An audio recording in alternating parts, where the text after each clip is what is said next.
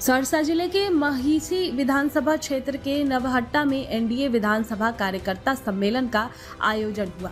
इसमें केंद्रीय मंत्री रामनाथ ठाकुर, बिहार सरकार के मंत्री नीरज कुमार बबलू, लल्लन सर्राफ, स्थानीय विधायक गुजेश्वर शाह सहित विभिन्न घटक दलों के प्रदेश स्तरीय नेता मौजूद थे।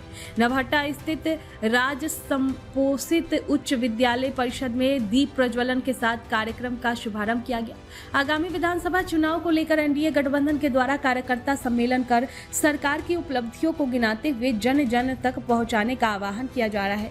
राहुल गांधी द्वारा पीएम पर वोट चोरी के आरोप पर जवाब देते हुए मंत्री ने कहा कि जो स्वयं चोरी में लिप्त हो वह दूसरे को नसीहत देने चला है।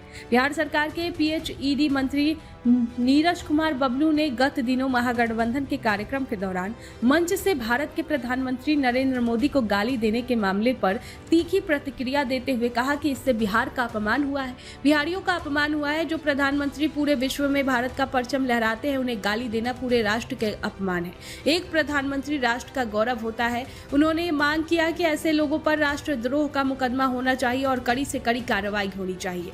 उन्होंने कहा कि इन लोगों को प्रधानमंत्री से माफी मांगनी चाहिए। इन्होंने राहुल गांधी एवं तेजस्वी पर राज्य में दंगा फैलाकर माहौल खराब कर चुनाव कार्य प्रभावित करने का आरोप लगाया। आज इस क्षेत्र में एनडीए गठबंधन के लोगों का सम्मेलन, कार्यकर्ता सम्मेलन है। उसी में पार्टी की कमेटी बनी है, जिस कमेटी के हम चौथे नंबर पर हैं, वो आए हैं और उसी को सफल बनाने के लिए हम लोग महागठबंधन के द्वारा, खास करके राहुल गांधी के द्वारा आरोप प्रत्यारोप लगाया जा रहा है कि जनता इस बार जवाब देगी। जनता, कोई दूसरा नहीं।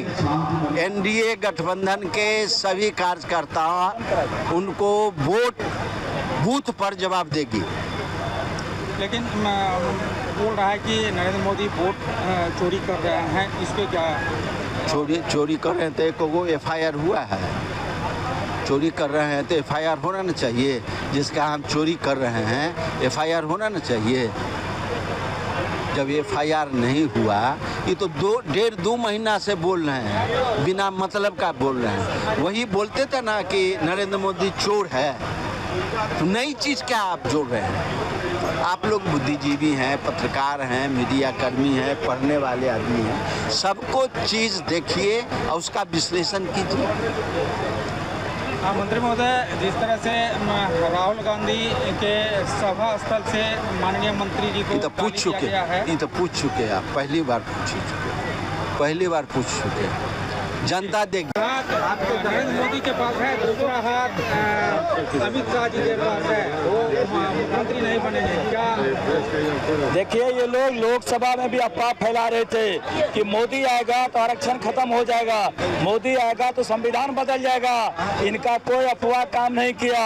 मोदी जी आ गए, अब ये लोग मुद्दा विहीन हो गए हैं। इन लोगों के पास कोई मुद्दा नहीं है, इसलिए ये लोग अफवाह फैलाने में लगे हुए हैं कि वोट चोरी हो जाएगा, हल्ला हो जाएगा। जहाँ ये लोग जीतते हैं वहाँ बड़ा खुश हो जाते हैं, ईवीएम अच्छा हो जाता है, और जहाँ हार जाते हैं वहाँ ईवीएम को गाली देते हैं, सरकार को गाली देते हैं, चुनाव को गाली देते हैं। कोई इनका अफवाह फैलाना काम नहीं करेगा। अभी लोग गाली गलौज पे उतरे हुए हैं। जनता राज्य की देख रही है कि किस तरह से प्रधानमंत्री को, मुख्यमंत्री को अपमानित किया जा रहा है। एक एक दुष्कर्म का जवाब जनता देगी। 2025 में आरजेडी 2 अंक में नहीं जाएगा, मैं दावे के साथ कहना चाहता हूँ। राहुल गांधी के मंच से माननीय मंत्री जी को गाली दिया, प्रधानमंत्री जी को गाली दिया गया है, किस रूप में देखते हैं, क्या होगा? देखिए, कल की दरभंगा की जो घटना है ये काफी दुखद है, काफी अशोभनीय घटना घटी है। राजद और कांग्रेस के मंच पर माननीय प्रधानमंत्री जी को मां बहन की गाली दी गई। इससे बिहार का अपमान हुआ है, बिहारियों का अपमान हुआ है। जो हमारे प्रधानमंत्री दुनिया में देश का झंडा फहराते हैं, हमारा सीना चौड़ा करने का काम करते हैं, हमारा मनोबल बढ़ाने का काम करते हैं, ऐसे प्रधानमंत्री को गाली देना ये पूरे राष्ट्र का अपमान है।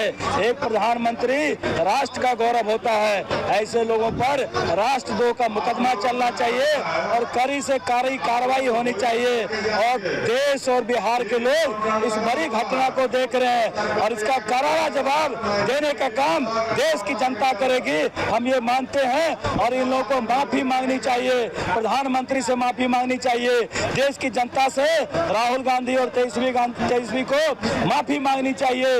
ये लोग जिस तरह से माहौल खराब करने का काम करते हैं, चाहते हैं कि राज्य में दंगा हो, राज्य में चुनाव प्रभावित हो, लेकिन राज्य की जनता कमर कस के बैठी है कि इस महागठबंधन को करारा जवाब देगा। इसलिए ये लोग विचलित होकर के इस तरह के गाली गलौज पर उतरे हुए हैं।